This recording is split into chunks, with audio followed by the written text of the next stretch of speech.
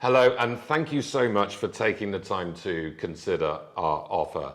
My name's Andrew Webb, I'm the Englishman in Dallas, and this here is Scott Horne of Horne and Associates in Dallas. Scott is a real estate lawyer who I work very closely with.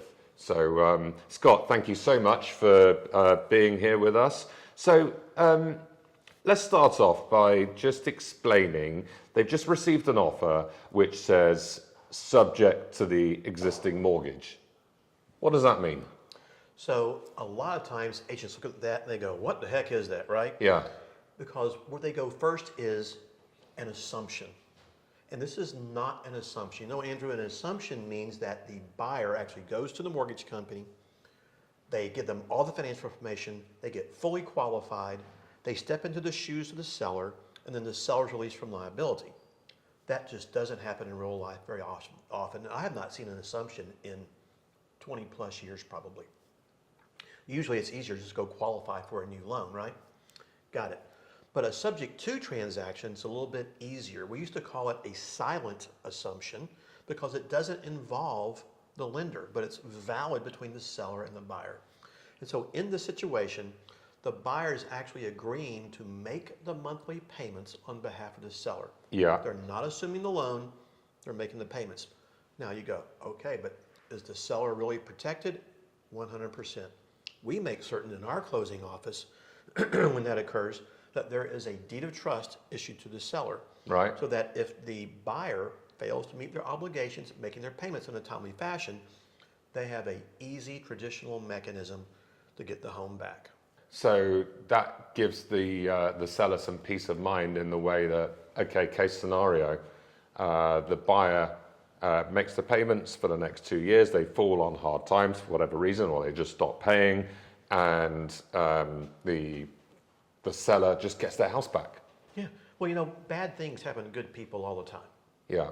That's just life. So if that does happen, you hope that they communicate with each other and they just simply do what's called a deed in lieu of foreclosure or something simple. Yeah. But sometimes you have to take it to the next level, unfortunately. But the seller has the traditional foreclosure mechanism, Yeah. which here in Texas is a very fast process. Okay. You know, if it's with a real estate investor who bought that home, it may be as little as 21 days to foreclose. Right, I see. If it's a homeowner, okay, it might be 43 days to 60 days in order to do that. Okay. So it's a short process. Right, so just to confirm, the buyer, basically, the mortgage exists, the seller no longer pays their mortgage because the buyer's paying their mortgage. Mm-hmm. They move out of the house, they sign the house over to the buyer, and there's a deed of trust there, protecting both parties, right? We're protecting, the buyer gets the deed. Yeah. They own the home. The seller gets their deed of trust, just like any other bank. Yeah. And they become the lender, more or less, Okay. to that buyer. Okay, and do the realtors still get paid their commission? Oh, 100%. You know, That doesn't change anything then? Doesn't change anything. Right. You know, everything is negotiable in a real estate Yeah, transaction. of course. Who pays fees, who doesn't, what fees you want to charge. You know, one of the things I find interesting about transactions of this nature is that it's much more simplistic and much quicker Yeah. than a traditional deal. You know, normally in a standard real estate transaction, the realtor finds a buyer, if they're the listing agent. They set up an inspection of the property. They take the contract to the title company, get earnest money, get the whole process going. The buyer has to go to their mortgage company. They're going through the full processing basis. They take all these things together. It takes 30 to 45 days to close that deal out and get it going. Right. But so often on a transaction of this nature, you can short circuit all of that. Right. There may not be a title company Make it involved. faster. Because you Yeah. don't have to have a title company because the seller is the lender. Doesn't mean you can't get title insurance. It's available out there. Yeah. Maybe you have limited inspections because the seller is selling the home. Right. And it's not going through a third party that basis. And they're extending that olive branch to help that buyer get the Well, loan. the seller, because the seller is the bank, so they can create their own terms and conditions, which brings me on to the next question, which is, what is the difference between a qualified or a non-qualified loan assumption? Yeah. Now, I can tell you the qualified assumption is where the person taking over or assuming the mortgage goes through the same procedure as they would if they, it's basically they just go through the origination process as if they were starting a new loan. Exactly. Exactly the same thing. So a non-qualified one is where, and this is a good question really, because how do you, the seller, how do you know that someone is actually fit for purpose to take over your loan? What measures would you take to give the seller peace of mind that the person who's proposing to buy their house is able to? So first off, think about this. Here in Texas, we have a seller financing addendum, and one of the provisions in that on the second page is about financial information being provided from the buyer to the seller. Right. So can a seller ask their buyer for financial information? Absolutely. And of course, we suggest you do that every time.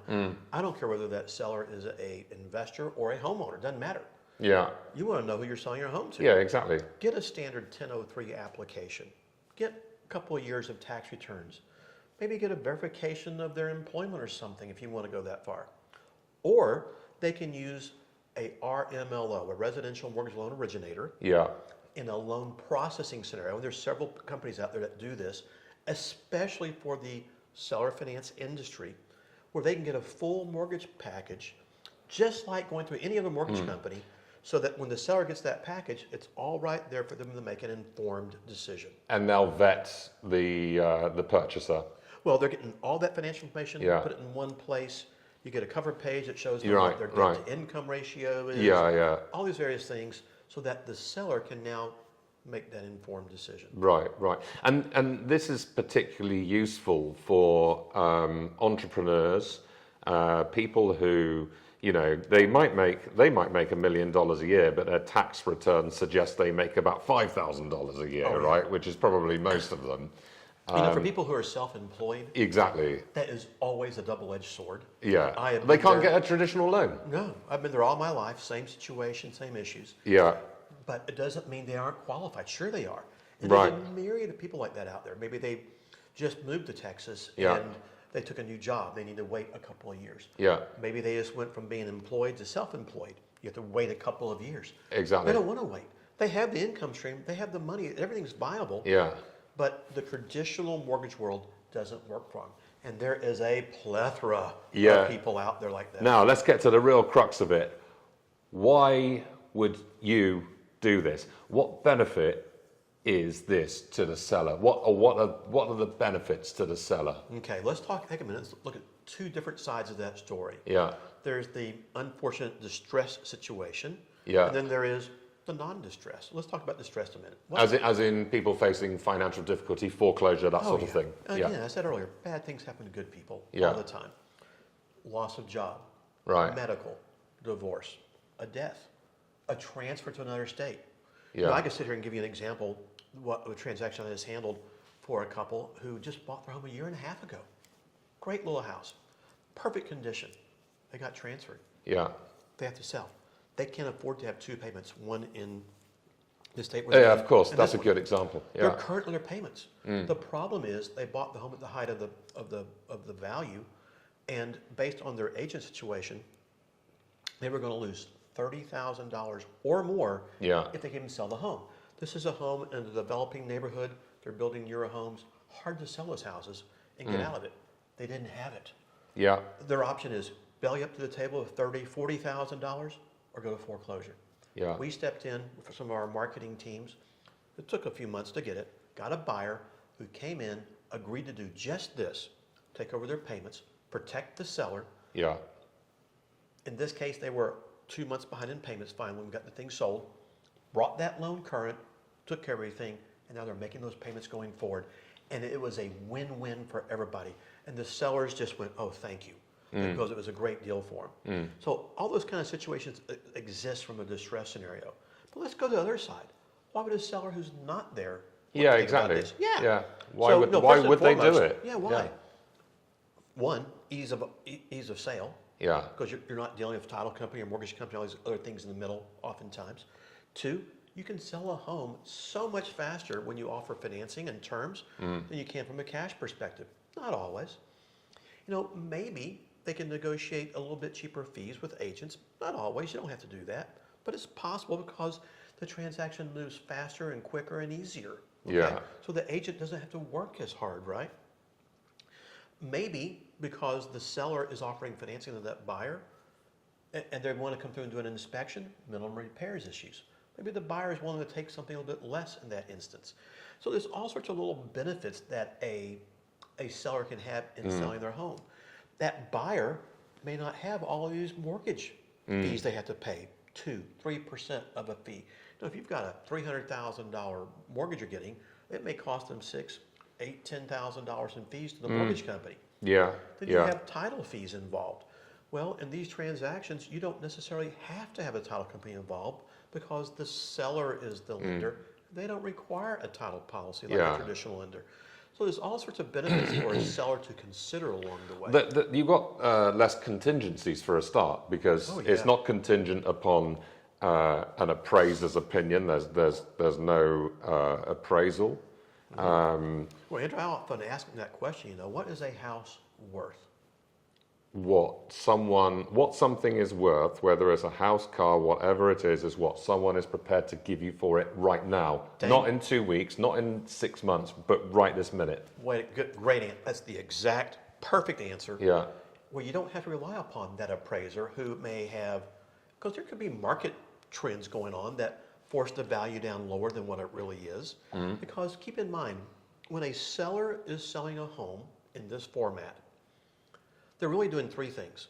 First off, they're selling an opportunity to the buyer to buy a home. Yeah.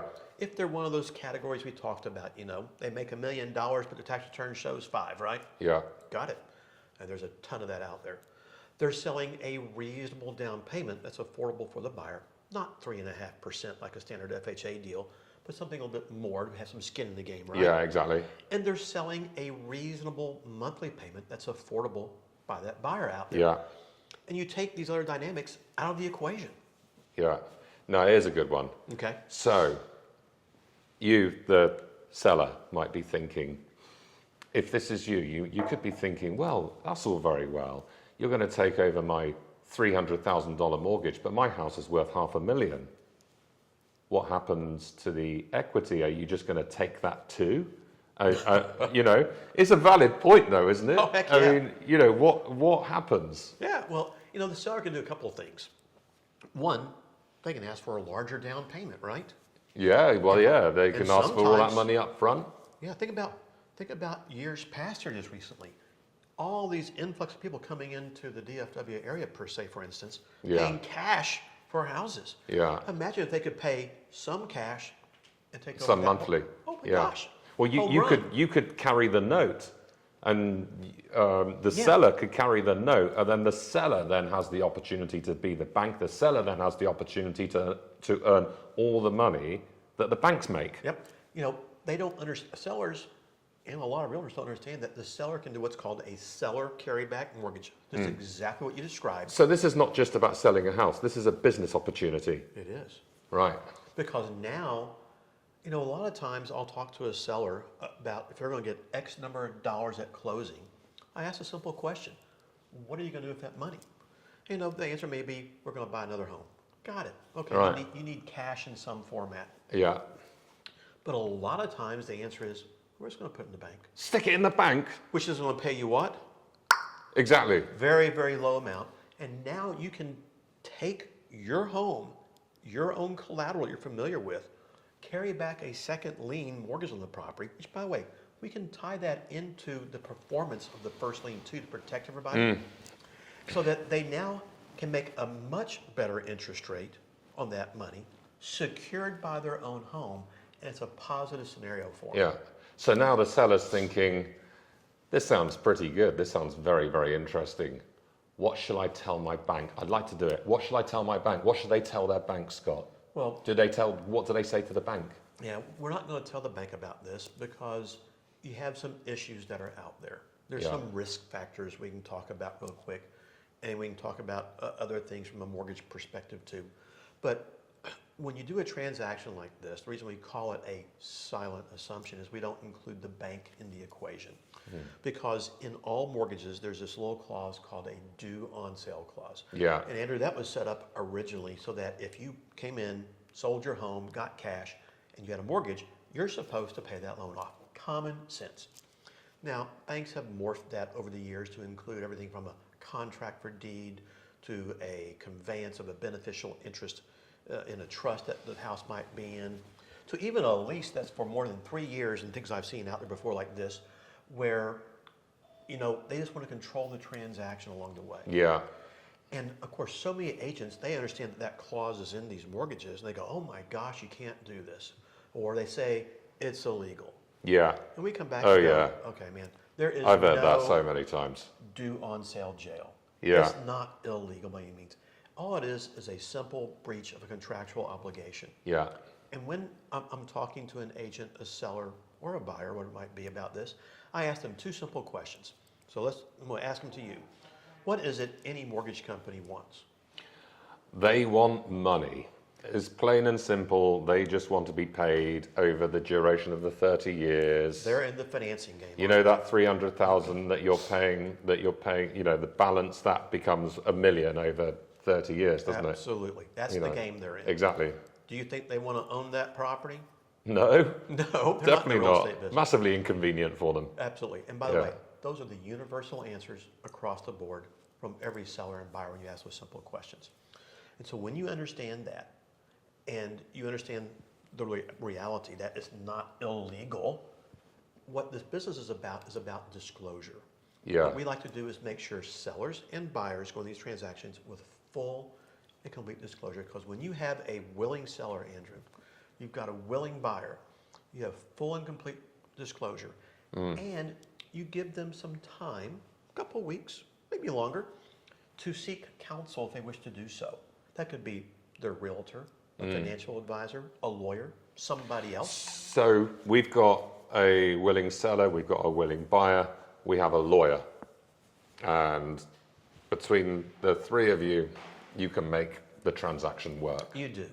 But you get a win-win-win transaction for everybody in those Yeah, situations. exactly. Yeah, it's got to be a win-win situation. It's got to make sense for all concerned. Yep. Otherwise, it's not even going to happen at all. Okay. Well, it's legal. We've gone over what happens if the buyer stops paying. Well, you know, if the buyer stops paying, of course, as I said earlier, we're going to make sure that seller is always protected with a deed of trust. Yeah. You know, and I always ask this question too. Have you ever found anybody, Andrew, who wants to get foreclosed on? No, no one wants to. No one wants to. Yeah. Now, by the way, I always call it, there is this thing that we call the idiot factor, where people just go hide their head in the sand like an ostrich. Yeah. I get it. But, you know, when there's a negative situation, as I said, bad things happen to good people. Yeah. You pick up the phone, you make a phone call, and you communicate. Yeah. You work things out. 99% of the time, you can solve all these problems. Not always. But do you have to foreclose? No. You might be able to negotiate a very simple, what we call a deed in lieu of foreclosure, to take the home back. Ah, right. Or you could foreclose. But think about this too. The buyer is coming to the table in these cases usually with a good chunk of change. Yeah. Not just a down payment. They're invested. They're not going to invested. let that happen. They stand to lose way too much. Yeah. So it happens a lot less than with your traditional lower down payments like an FHA, where Yeah. you know, look at this from a tenant perspective. You know, you lease a house, you put up first month's rent, last month's rent, security deposit maybe. Yeah. A whopping maybe 3% of the deal. That's a lot more risky. Well, if The you've tenant's got more risky. something more invested in there, those buyers don't want to walk away from that. It's going to be the Yeah. last thing they do Yeah. along the way. Oh yeah, So definitely. it's always about understanding this kind of dynamics. How am I protected? You Yeah. know, and if something did happen negative, what are the solutions? It's an easy thought process once you get exposed to them. Here's another question for you, and the seller is probably wondering, well, this all sounds good, but I want to move on from here and I want to go and buy another house, but I've already got this mortgage in my name.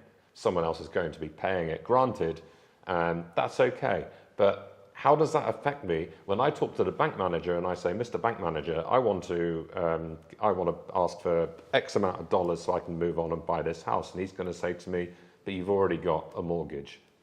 How does this impact the seller's debt-to-income ratio? Okay, well, let's talk about this for a minute. So one, there's some very quick, direct answers. Now, if our seller is current in the mortgage, easy to do. Because the Yeah, mortgage because company, they've got the credit for it yeah. for a start. So yeah. a new mortgage company will look at it like a rental property. Because if you were to rent the home out, can you still go buy another house? Yeah, you got it Absolutely covered. You can. Yeah. Same thing, only different, as we kind of say. And so a mortgage company will treat this one of two ways, as I've seen historically. They treat it as a rental property, and they take 25% of the monthly payment against the seller's debt-to-income ratio. Right. And so, by the way, if your seller over here is carrying back a second lien mortgage that we talked about, that actually gets added back into their income stream also. Oh, of course. So there yeah, could be yeah. a compensating Yeah. factor there. Yeah. Okay, great. On the other hand, once there's been a reasonable track record, maybe 12 months or so, I've seen a lot of mortgage companies just wash it away and treat it as if it doesn't even exist. Yeah. And I've even seen inside of the same mortgage company, different underwriters treat them differently. But that's how the deal comes down, basically.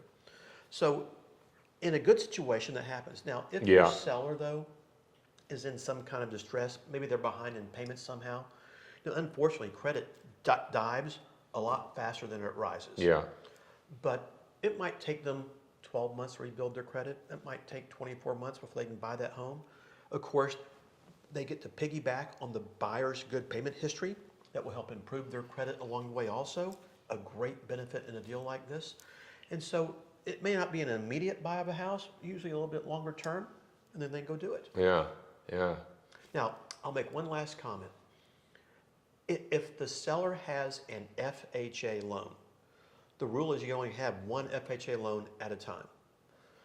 Can they go get a conventional mortgage? Absolutely. They just can't get another FHA. Right. If they have an existing conventional, can they get a second conventional? Yeah. Could they get an FHA? Probably. So all good. That's great. That's great. Well, I hope that this answers any questions you might have about the offer that you have in front of you currently. If you have any further questions, contact me, Andrew Webb, Englishman in Dallas, 214-970-2526. Scott, thank you very much. Scott Horne of Horne and Associates, Garland. Your office is in Garland. I like to say East Dallas, but we're 2 blocks inside of Garland. Yeah. Okay, great. So yes, we're here to work with you when you're ready. Thank you for watching.